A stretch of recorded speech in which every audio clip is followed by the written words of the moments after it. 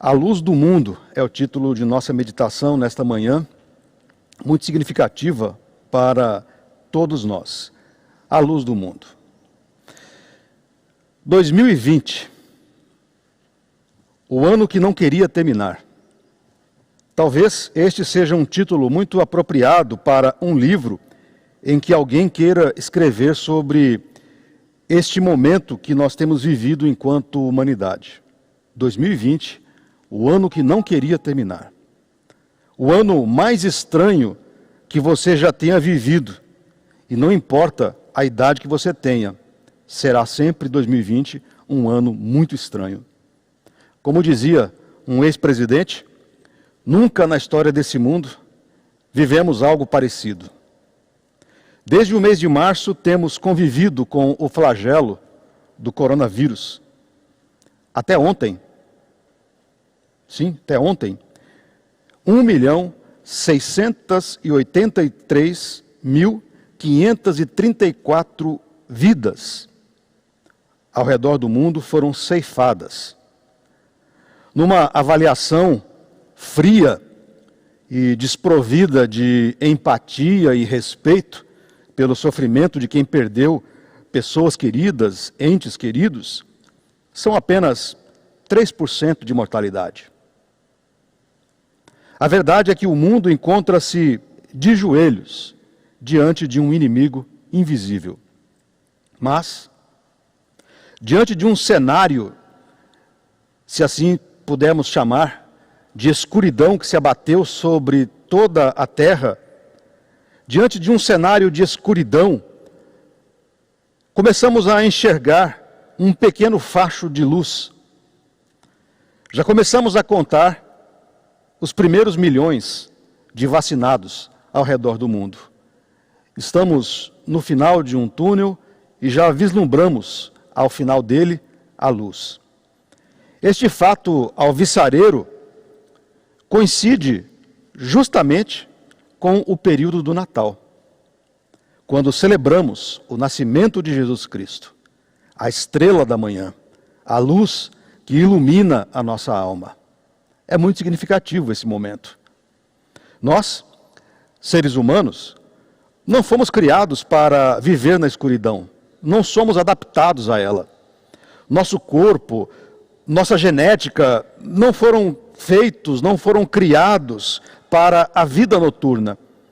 Nossos olhos não são preparados para enxergar no escuro como os olhos de alguns animais o são. Nossos olhos, ao contrário, foram formados para enxergarmos apenas com a luz. Aliás, é por conta da luz que enxergamos.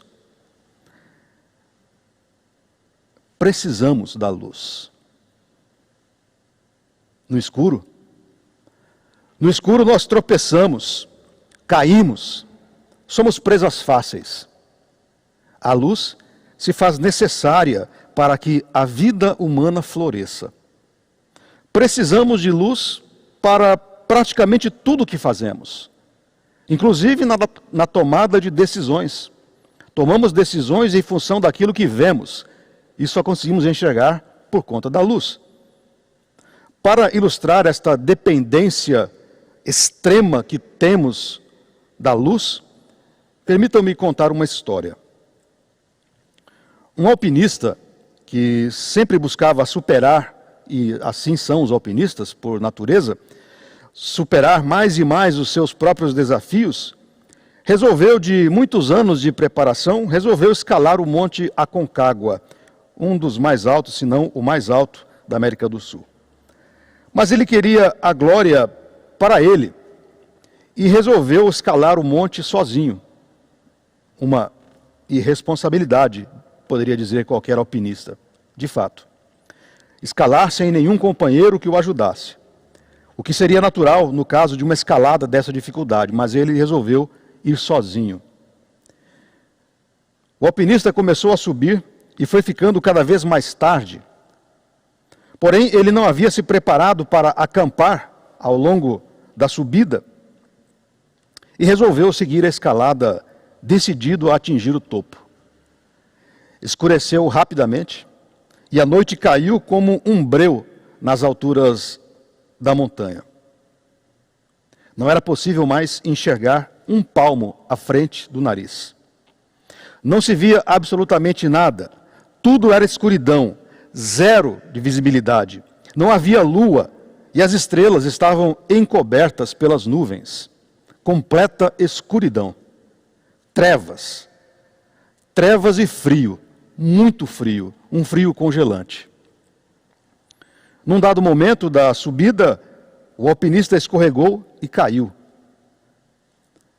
Mas, como todo alpinista experimentado, ele havia cravado estacas de segurança com grampos e pregos de aço nas paredes da montanha e se amarrado numa corda de segurança. Ele caiu e ficou pendurado por esta corda. Nesses momentos de silêncio, suspenso nos ares, na completa escuridão, não teve outra alternativa a não ser se agarrar à corda. E ali ficou. Dias depois, a equipe de resgate o encontrou morto, congelado e pendurado pela corda, a 2 metros de um platô. Se aquele acidente tivesse ocorrido durante a luz do dia, aquele alpinista teria enxergado o platô 2 metros abaixo de si. E com certeza, o final da história poderia ser outro.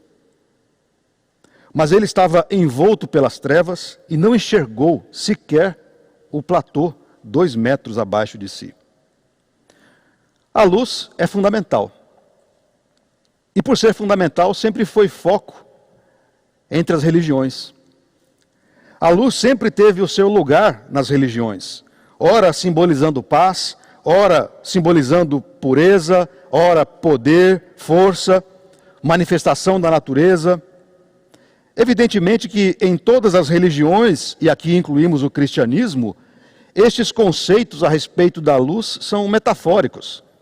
A luz que emana das lâmpadas não nos dá paz. A luz não nos oferece pureza propriamente. Nem tampouco a luz nos oferece poder pelo simples fato de ela ser ligada. São apenas simbolismos. E é nesta perspectiva de simbolismo que João, no texto que acabamos de ler, informa-nos que Jesus é a verdadeira luz que, vinda ao mundo, ilumina a todo homem. A verdadeira luz que, vinda ao mundo, ilumina a todo homem. Se formos analisar esta frase literalmente, chegaríamos à conclusão de que se Jesus é a luz que ilumina todo ser humano, ele é o sol. Logo, deveríamos nos juntar a muitos indígenas na adoração ao Deus, com D minúsculo, ao Deus Sol. O que sabemos seria um grande erro. Portanto, precisamos compreender que João falou-nos simbolicamente. João fez uso de uma metáfora para referir-se a Jesus como a luz verdadeira que ilumina todo homem. Mas, de que maneira, então, este simbolismo se apresenta em nossa vida? Como essa luz pode ser observada em nossa vida? Em primeiro lugar, esse simbolismo da luz, percebido no texto que nós acabamos de ler e em tantos outros textos bíblicos que se referem a Jesus Cristo como luz, tentam demonstrar que ele é a revelação. É um simbolismo da revelação. E não há como falar em luz sem referir-se à ausência dela, à escuridão. Razão pela qual Jesus afirma que aquele que o seguir não andará nas trevas. Tanto no Antigo quanto no Novo Testamento, as trevas estão associadas ao mal e ao pecado. Veja o que nos diz o livro do profeta Isaías, capítulo 59, versículo 9. Por isso, está longe de nós o juízo, e a justiça não nos alcança. Esperamos pela luz, e eis que há só trevas pelo resplendor, mas andamos na escuridão. Referindo-se, Isaías, justamente ao tipo de vida que estava tendo o povo de Israel naquele momento, distante de Deus, apegado à injustiça, apegado à violência e apegado a toda sorte de pecados. Daí a analogia com a escuridão. Nos dois testamentos, a linguagem usada para referir-se tanto à luz quanto às trevas é uma linguagem simbólica, construída a partir da percepção, da claridade e da facilidade de se enxergar durante o dia e, o contrário, da dificuldade de se enxergar e de se locomover durante a escuridão da noite. É desta percepção e desta avaliação entre luz e dia que se construíram estes conceitos a respeito da escuridão como um símbolo das trevas e do pecado e a luz do dia que simboliza a pureza e a vida com Deus. Nesse sentido, a Bíblia associa a conduta humana inclinada ao erro e o pecado como sendo obras das trevas. E assim, vivem as pessoas, vive a humanidade, distante de Deus. Embora tenham a luz do sol diariamente sobre suas ações, ainda assim, vivem como que aprisionadas pelas trevas que as impedem de perceber justamente que estão envoltas pela escuridão do pecado. É um círculo vicioso. No versículo 8º do texto que nós lemos de João, do Evangelho de João, no versículo 8º há a informação a respeito da chegada de João Batista, enviado por Deus. E João, o evangelista que fala de João Batista, esclarece: ele não era a luz. João Batista não era a luz. E conclui: mas veio para que testificasse da luz, a saber, a verdadeira luz, que vinda ao mundo ilumina todo homem. Para se contrapor à escuridão reinante na vida da humanidade, Deus oferece o seu Filho unigênito. E assim, o Verbo de Deus se encarna, ou seja, torna-se carne entre nós, como um de nós e para cada um de nós. Nasce de uma mulher e vive entre nós para, por sua santidade, revelar, descortinar, iluminar as trevas que os homens vivem. Eis a lógica do simbolismo da luz em Jesus Cristo, que é o de revelar aquilo que está encoberto pela escuridão do pecado. Jesus vem para mostrar luz, lançar um facho de luz sobre a condição humana. Assim, Jesus é a revelação de Deus, razão pela qual ele mesmo diz no Evangelho de João, capítulo 8, versículo 12, eu sou a luz do mundo, quem me segue não andará nas trevas, pelo contrário, terá a luz da vida. Ao dizer isso, Jesus está afirmando que Deus quer mostrar-se, quer revelar-se às pessoas. É o que John Stott, um pastor anglicano recentemente falecido, afirma a esse respeito. Diz-nos John Stott: quando Jesus diz, eu sou a luz do mundo, significa que Deus é manifesto e não secretivo, e que se deleita, que se alegra em ser conhecido, mostrado, revelado. Podemos dizer, portanto, que assim como brilhar é da natureza da luz, também é da natureza de Deus revelar-se, mostrar-se, razão pela qual enviou Jesus Cristo a esse mundo para iluminar a humanidade. A luz revela a escuridão. E é justamente nesse sentido que Jesus Cristo é a luz do mundo, pois quer revelar-se, mostrar-se ao mundo, tirando-lhe da escuridão em que vive. Nesta ideia de mostrar-se às pessoas, Deus encarnou-se em Jesus Cristo, e esta é a chamada revelação especial de Deus. Então, a primeira cena e a primeira manifestação dessa luz simbólica que João nos descreve a respeito de Jesus, é o próprio ato de Deus revelar-se. Luz é a revelação. A segunda característica simbólica desta luz é a libertação.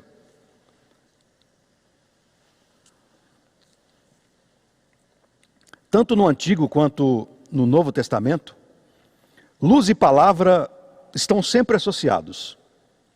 Em nosso texto base, no versículo 9, Jesus é apresentado como a verdadeira luz que, vinda ao mundo, ilumina a todo homem.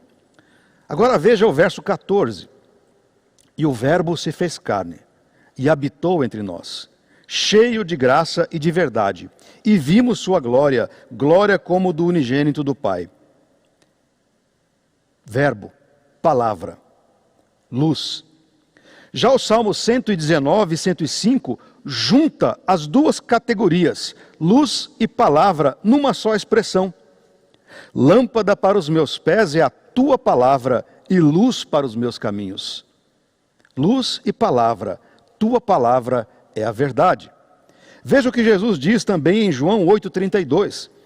Se vós permanecerdes na minha palavra, sois verdadeiramente meus discípulos e conhecereis a verdade, e a verdade vos libertará. Quando Jesus afirma também, eu sou a luz do mundo, mostra-nos que ele é a luz que liberta. Assim como o sol liberta a escuridão reinante da noite, Jesus é a luz que liberta o ser humano da escuridão presente nos corações daqueles que encontram-se aprisionados pelas amarras do pecado. Eu sempre fico encantado quando ouço alguém contando uma experiência de encontro com Jesus Cristo, o que nós chamamos de conversão, ou que também conhecemos como os testemunhos a respeito do encontro de Jesus, com Jesus. Fico encantado quando alguém conta uma experiência de um encontro assim e de como teve a vida radicalmente transformada. Isso é muito comum. Gente que antes vivia escravizada por vícios, gente que vivia aprisionada em sua própria escuridão e que não conseguia perceber Deus, que não conseguia perceber o amor de Deus, mas que num dado momento da vida foi iluminado pela luz verdadeira, que é Jesus Cristo, e então sentem-se libertas. Libertas para amar, libertas para viver a vida, libertas para entender o Evangelho. Para ilustrar melhor esse processo de libertação das trevas, é bom nos lembrar do que ocorreu com o cego de nascença, que foi encontrado por Jesus nas ruas de Jerusalém. A história está marcada no próprio Evangelho de João, no capítulo 9, versículos 1 ao 41. O homem nunca havia visto a luz do dia. Era cego desde o nascimento, aprisionado pela escuridão. Apenas os sons, o cheiro e o tato lhe davam sentido à vida. É preciso nos colocar no lugar de uma pessoa assim. Nós que enxergamos e que temos a bênção da luz, não conseguimos entender o que significa viver a vida aprisionado na escuridão. Jesus se chega ao cego e diz: enquanto estou no mundo, sou a luz do mundo. E eu fico às vezes pensando nessa expressão de Jesus, porque ele disse isso justamente para um cego. Talvez o cego se sentisse um pouco entristecido. Assim, por que você me diz isso sendo eu cego? E então, depois de dizer isso, enquanto estou no mundo, sou a luz do mundo, Jesus cuspiu na terra, fez um barro e passou nos olhos do homem e lhe disse: vá lavar os olhos do tanque de Siloé. O homem foi, lavou-se e voltou enxergando. Este é um caso literal de libertação das trevas. Alguém que desde o nascimento, envolto por elas, começa a perceber a luz e desfrutar de toda a beleza que há no mundo. Estava liberto. O mesmo ocorre com aqueles que estão aprisionados na escuridão do pecado, na escuridão de uma vida sem Deus. É algo semelhante. Ao se relacionarem com Jesus, têm suas vidas iluminadas, e os grilhões que as prendem em sua própria existência são despedaçados e assim são libertos. Assim, queridos irmãos e irmãs, a luz que emana de Jesus é uma luz que liberta. Foi para isso que o Verbo se fez carne e habitou entre nós. Habitou entre nós, fez-se luz, e o mundo então pôde ser percebido, o mundo espiritual pôde ser percebido, e ele assim nos libertou das trevas. Mas há ainda uma terceira característica e um terceiro simbolismo desta luz que é presente em Jesus, ou que é Jesus Cristo, como diz João, a verdadeira luz, é a transformação. Uma vez banhados pela luz do mundo que é Jesus Cristo, os homens são transformados radicalmente. Ocorre que o evangelista nos informa no versículo 11 que ele veio para o que era seu e os seus não o receberam. João, o evangelista que está escrevendo, parece se lembrar do que o profeta Jeremias havia dito sobre o povo de Israel. Disse Jeremias: desde os dias em que vossos pais saíram da terra do Egito até hoje, enviei-vos todos os meus servos, os profetas, todos os dias, começando de madrugada, eu os enviei. Mas não me destes ouvidos, nem me atendestes, endurecestes a cerviz e fizestes pior do que vossos pais. Nem todos dão ouvidos ao que Deus quer dizer. Isso aconteceu com o povo de Israel, como Jeremias descreveu, e continua acontecendo ainda hoje, e sempre aconteceu ao longo da história da humanidade. Nem todos dão ouvidos à voz de Deus. Nem todos reagem positivamente ao chamado divino. Foi assim com o povo de Israel e assim tem sido na humanidade. Ele veio para o que era seu, mas os seus não o receberam. Ocorre que João também afirma no versículo 12, mas a todos quantos o receberam, deu-lhes o poder de serem feitos filhos de Deus, a saber, os que creem no seu nome, os quais não nasceram do sangue, nem da vontade da carne, nem da vontade do homem, mas da vontade de Deus. Ao sermos iluminados por Jesus Cristo, somos libertos da escuridão do pecado e uma transformação ocorre. Somos feitos filhos e filhas de Deus. Nos tornamos, assim, filhos e filhas da luz. Não há mais escuridão a nos cegar. Não há mais escuridão a nos aprisionar. Não há mais escuridão que nos impeça a locomoção. Não há mais o medo de que caiamos na escuridão, em meio às trevas. Porque somos iluminados pela luz verdadeira que é Jesus Cristo. O que antes era prisão, agora é liberdade. O que antes era culpa, agora é graça. O que antes era culpa, agora é perdão. O que antes matava, agora é vida eterna. O que antes era medo, agora é segurança, confiança, fé. Portanto, queridos irmãos, queridas irmãs, a todos quantos o receberam, agora sentem-se novas pessoas, novas criaturas, confirmando em sua própria vida o que 2 Coríntios 5,17 nos diz que se alguém está em Cristo é nova criatura, as coisas velhas passaram e eis que todas se fizeram novas e assim foram transformadas. A luz verdadeira que é Jesus Cristo, por sua ação na vida do ser humano, o transforma de pecador a santo. Essa é a transformação que a luz, que é Jesus Cristo,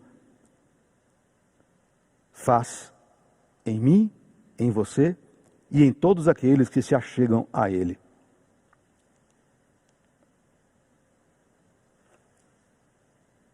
Concluo. Viver o Natal. Esse é o tema deste mês. Esse é o tema deste dezembro de 2020.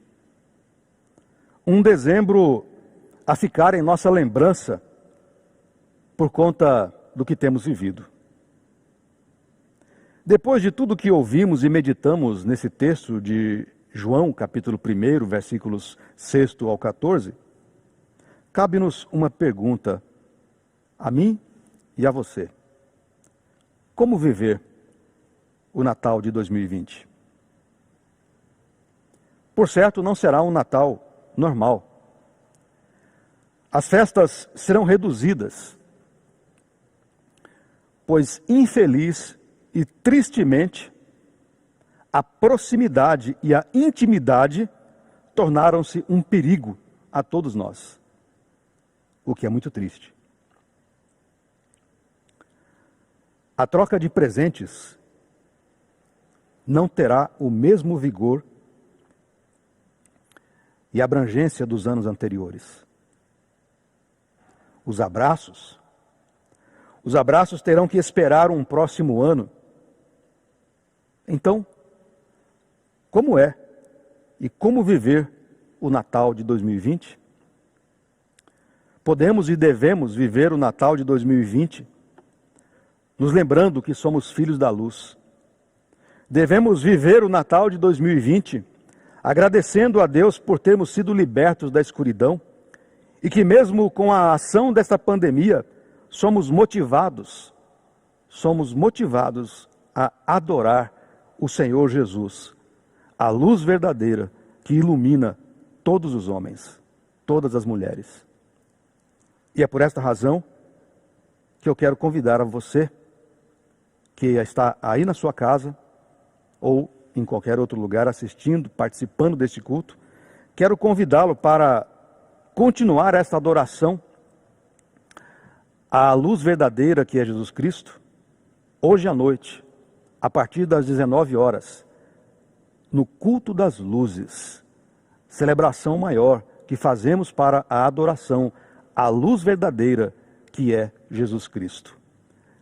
Convide seus amigos, mande o link do YouTube, do Facebook, do culto das 19 horas de hoje, do culto das luzes, para os seus parentes.